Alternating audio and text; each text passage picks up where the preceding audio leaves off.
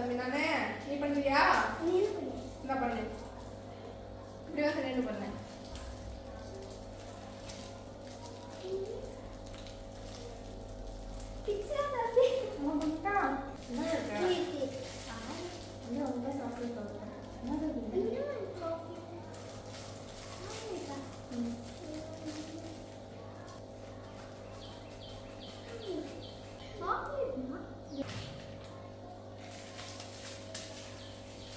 இதுதான் வந்து பாப்பா கொடுத்த கிஃப்ட்டு.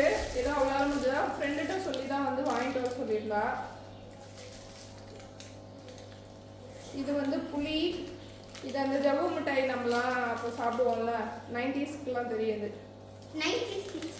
இதெல்லாம் மறக்க முடியுமா நம்மளால?